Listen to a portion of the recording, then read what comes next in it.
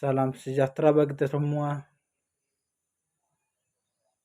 Semoga kita diberkati Tuhan dimanapun kita berada.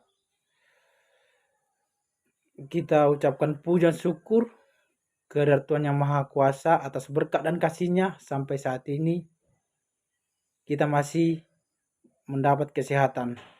Dan saya mengucapkan kepada saudara dimanapun saudara berada, semoga keadaan baik-baik saja dan dilindungi oleh Tuhan. Pertama-tama, perkenalkan nama saya Gatot Subroto Simanjuntak, mahasiswa teologi tingkat 2 dari SLAP TSN Pematang Siantar.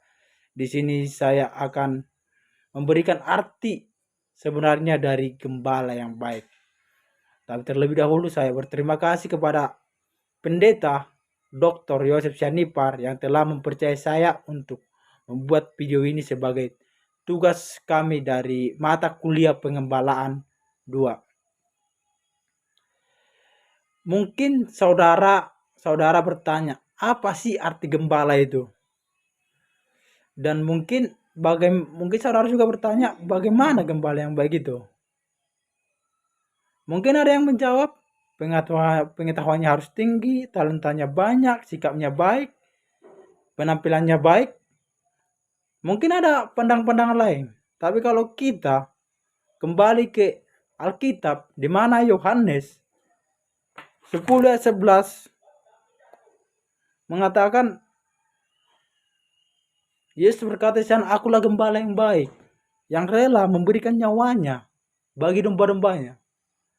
Dan kita harus bisa melihat bahwa itulah gembala yang sesungguhnya, yang menuntun anggota jemaatnya untuk kembali lagi kepada Tuhan.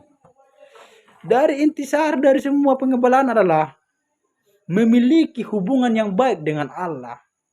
Dan itu menjadi dasar energi yang memberikan semangat kehidupan bagi seorang gembala untuk anggota jemaatnya yang sering disebut dengan domba-dombanya.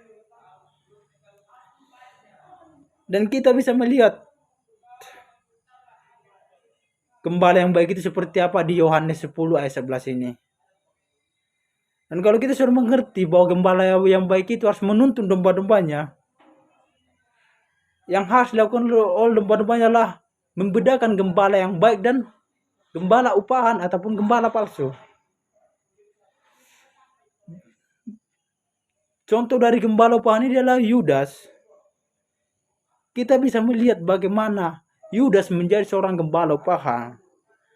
Kita bisa melihat itu dalam Yohanes 10 ayat 12 sampai 13, di mana Yesus menyuruh Yudas untuk menjual minyak narwatsu dan hasil uang dari penjualan minyak itu tersebut dibagikan kepada orang miskin.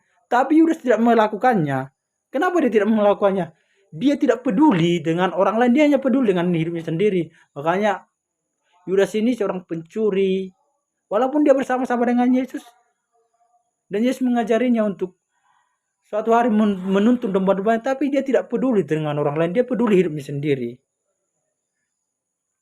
Dan kita bisa melihat upah dari guru-guru palsu atau gembala-gembala palsu dalam 2 Petrus 2 ayat 3 sampai 4 dikatakan seperti ini.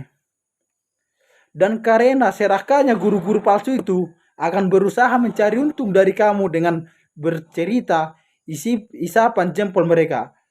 Tetapi perbuatan mereka itu hukuman telah tersedia dan kebinasan tidak akan tertunda lagi.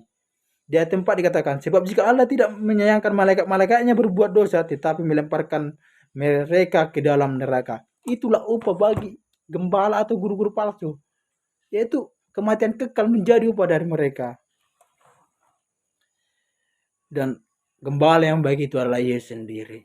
Kita bisa melihatnya Yohanes 10 ayat 11 itu, yang memberikan nyawanya bagi domba-dombanya. Dan ayat 14, domba-dombanya mengenal dia. Dan ayat 3, gembala yang baik itu menuntun domba-dombanya yang masih luar untuk bergabung menjadi satu kawanan. Dan itu dia, gembala Seorang gembala harus mengorbankan dirinya untuk domba-dombanya. Itu pengertian dari gembala yang baik secara Alkitab. Jadi, saudara-saudara yang dikasih Tuhan, mungkin sedikit yang saya bawakan tentang gembala yang baik. Semoga bermanfaat. Tuhan Yesus memberkati.